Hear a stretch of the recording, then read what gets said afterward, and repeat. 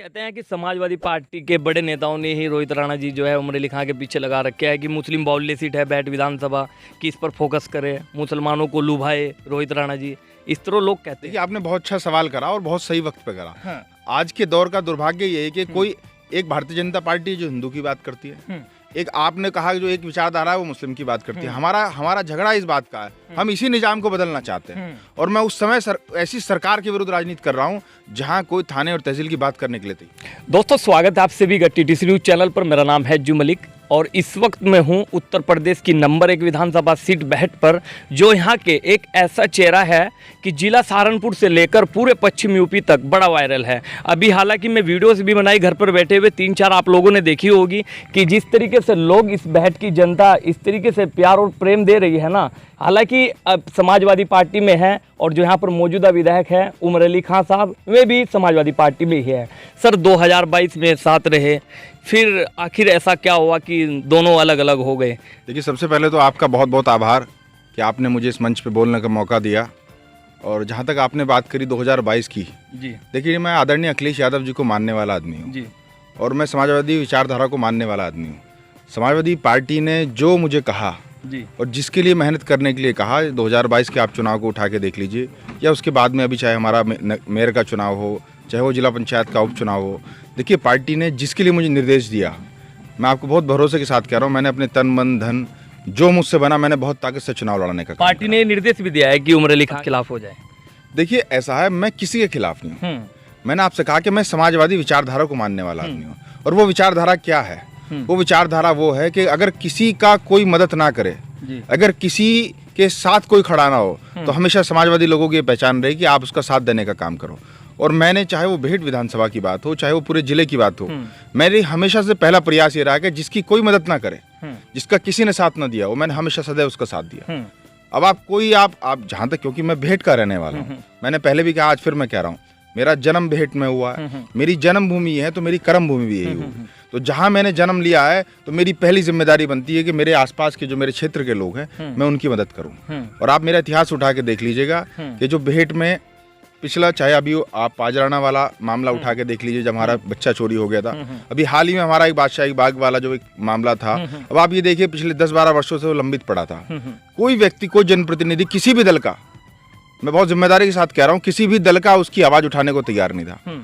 लेकिन बहुत भरोसे के साथ इस ऑन रिकॉर्ड में बात कह रहा हूँ कि मुझे लगभग 2 वर्ष लगे उसका संघर्ष करने में।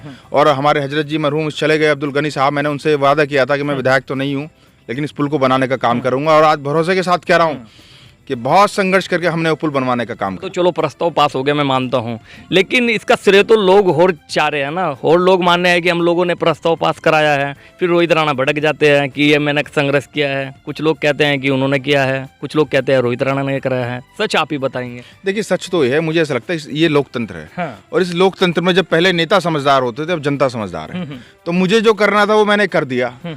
और यहाँ जो हमारे जो क्षेत्र के रहने वाले लोग हैं, मुझे उम्मीद है अगर आप एक छोटे से बच्चे से लेकर हमारे बड़े बुजुर्ग तक अगर पूछोगे तो बादशाही बाग वाली खोल में आप कभी जाने का काम करना। अगर आप बादशाही बाग वाले पुल का जिक्र करोगे तो सबसे पहले लाइन लोग एक बात कहेंगे, कहने वो जो राणा ने बनवाया।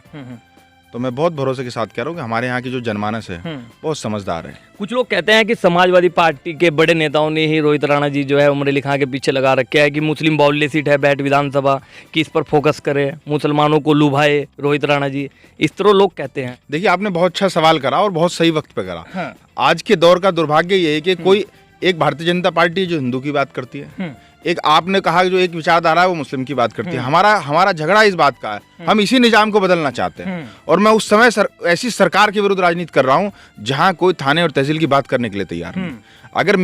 अगर मैं इस विचारधारा को मानता तो आज कहीं MLC या कहीं मंत्री बना हुआ होता। मेरे लिए कोई बहुत मुश्किल काम नहीं है। लेकिन हमने जो ये नेता आपको हिंदू मुस्लिम जात मजहब में उलझाना चाहते हैं, हम इन्हें, हमारा हमेशा पहले यही कहना है कि हमें इसी चीज़ से निकालना है। और ये जो बेहट विधानसभा है, ये उत्तर प्रदेश की हमेशा से वो वाली विधानसभा रही जहाँ ना कभी जात के नाम पे चुनाव हुआ, ना कभी मजहब के नाम पे चुनाव हुआ। यहाँ जब भी चुनाव हुआ, मोहब्बत के नाम पे चुनाव हुआ। तो ये मैंने आपसे पहले भी कहा है, यहाँ मेरा जन्म हुआ है। जहाँ मेरा जन्म हुआ है तो मुझे हक है इस बात का कि मैं वहाँ के लोगों की मदद करूँ। और जब मैं रात को 2 बजे अपने बिस्तर से खड़ा होकर लोगों की मदद कर रहा हूँ, सुबह को 4 बजे मैं बिस्तर से खड़ा होकर लोगों की मदद कर रहा हूँ, ना दिन देख रहा हूँ तो रात देख रहा हूँ। तो जब मैं राजनीति में हूँ तो क्या मेरा हक नहीं बैठता कि मैं भी चुनाव लड़ूं? जब मैं निस्वार्थ सेवा कर रहा हूँ तो मेरा भी हक बैठता है कि मैं भी चुनाव लड़ूं।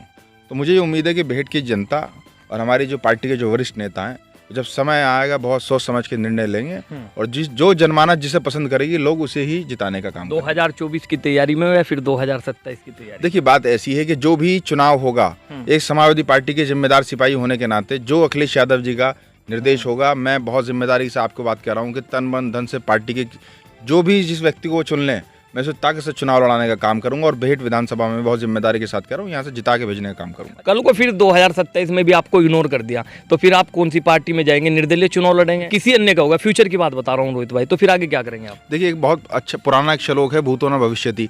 ना मैं भूतकाल के बारे में सोचता, ना मैं भविष्य के बारे में सोचता, मैं वर्तमान के बारे में सोचता हूँ। और मुझे ये पता है कि वर्तमान में जब मेरे क्षेत्र के लोग मेरी अपार मुझे मोहब्बत कर रहे हैं, आप किसी दिन मेरे साथ चलना, एक दिन मेरे साथ मेरे क्षेत्र में रहो, कि जो कार्यक्रम यहाँ मौजूदा मंत्रियों के ना हुए हों, मैं भरोसे के साथ कह रहा हूँ आपको उससे ज़्यादा भीड़ मेरे कार्यक्रमों में दिखेगी।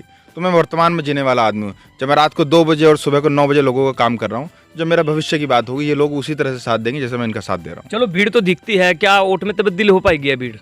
ऐसा है, मैं ये कह रहा हूँ कि भीड़ भी उसी के पास होगी जिसके पास वोट होंगे। जिसके पास भीड़ होगी वोट भी उसी के पास होंगे। तो जो लोग कह रहे हैं कि साहब ये इस तरह की, मैं तो दावे के साथ कह रहा हूँ कि मैं तो उन्हें चुनौती देना चाहता हूँ कि आप ऐसे कार्यक्रम इस मुश्किल दौर में आप करके दिखाइए।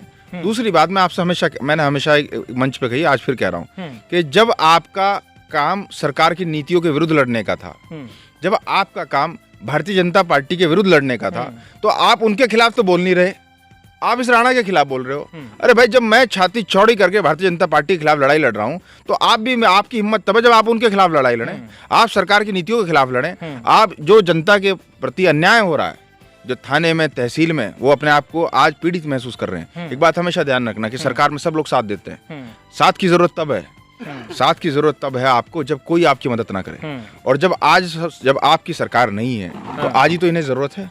अगर आप आज इनका साथ नहीं दोगे तो सरकार में तो कोई भी एक आदमी, सरकार में छोटा सा आदमी भी झंडे लगा के आपकी मदद कर देगा। तो मैं तो उस वक्त लड़ाई लड़ रहा हूँ जब भारतीय जनता पार्टी के खिलाफ कोई आवाज उठाने के लिए तैयार नहीं। तो जब मैं भाजपा वालों से लड़ रहा हूँ, ये लोग मेरे से लड़ रहे हैं, तो मैं तो इनसे कहना चाह रहा हूँ कि अगर आपके अंदर हिम्मत है और आप वाकई ताकतवर लोग हो तो आप भारतीय जनता पार्टी के खिलाफ लड़के दिखाओ। लेकिन नहीं लड़ेंगे, क्यों? तो लड़ाई क्यों है? लड़ाई क्यों है? मैं कह रहा हूँ, मैं जवाब में अपना पूरा दे दूं, वो क्यों नहीं देंगे? कहीं पंपा ना टूट जाए, कहीं अवैध रूप से जो संपत्ति अर्जित करी है कहीं वो ना टूट जाए। समझे नहीं मेरी बात? सरकार के विरुद्ध आदमी वो बोलता, भाई मेरा क्या तोड़ेंगे, मेरी धान तोड़ दें, ये मेरा बाग बैठ रखा है पीछे, मेरा बाग तोड़ दें, नहीं तोड़ सकते। क्यों? क्योंकि मैंने बड़ी ईमानदारी से अपने पैसे अर्जित करे हैं और उस ईमानदारी के पैसे से राजनीति कर रहा हूँ। इन लोगों ने अवैध संपत्ति अर्जित करी है, आप जब चाहें जांच करा लीजिए इनकी। इन्हें डर इस बात का कि कहीं भारतीय जनता पार्टी के लोग इनकी जांच ना करा लें।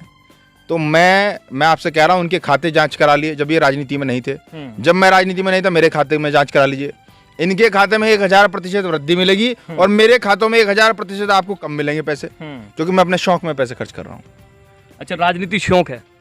बिल्कुल है। मैंने अभी एक पत्रकार साथी ने मेरे पिछले इंटरव्यू में पूछा था, आपको विरासत में क्या मिला? मैंने कहा, भाई विरासत में तो हमारे यहाँ बहुत बड़े बड़े तोहफे हैं। कोई किसी बड़े आदमी का दामाद है, कोई कह रहा साहब मैं विधायक का नजदीक हूँ। तो मेरी विरासत में मुझे ये मिला कि मेरे पिताजी ये कह के गए हैं कि अगर आपकी हवेली में कोई आ गया तो कभी वो बिना काम करे खाली हाथ कभी ना जाए। तो ये मुझे विरासत में मिला, उसी को आगे बढ़ा, बिल्कुल बढ़ाऊंगा। और मैंने कहा है कि सरकार ये हो कोई भी हो, मेरे यहाँ जो आएगा उसका काम कराने की हमेशा मैंने कोशिश करी है और आखिरी सांस तक लड़ाई लड़ूंगा जब तक मेरे से लड़ी जाएगी। ऐसा है, ना तो मैं सरकार से डरने वाला आदमी, ना मैं किसी जनप्रतिनिधि से डरने वाला आदमी। मैं ऐसे कुल में पैदा हो गया, समझे नहीं, मैं ऐसे कुल में पैदा हूँ जिसकी पहचान ही हमेशा लोगों का साथ देने के रूप में रही है। और हमेशा देखो क्षत्रियों की पहचान क्या रही है। देखिए, एक राजपूत की पहचान वो है जो 36 बिरादरी को साथ लेके चले। दूसरी बात, क्षत्रियों का मतलब क्या? क्षत्रियों का मतलब है कि जिसे कोई अपने संरक्षण ना दे, जिसका कोई साथ ना दे, आप उसके ऊपर छत्र बना के उसका साथ देने का काम करें। तो मैं पंक्ति के उस अंतिम व्यक्ति का भी साथ दूंगा जिसका कोई साथ ना दे। मैं ऐसे कुल में पैदा हुआ हूं। मैं आपसे फिर वही कह रहा हूं कि ना कभी पहले घबराया था, ना आज घबराऊंगा। मेरे खिलाफ ही आज षड्यंत्र कर लें, भविष्य में षड्यंत्र कर लें, मैं कभी इनसे घबराने वाला आदमी नहीं हूँ। मैं हमेशा उस आदमी का साथ देता रहूंगा जिसका साथ किसी ने ना दिया।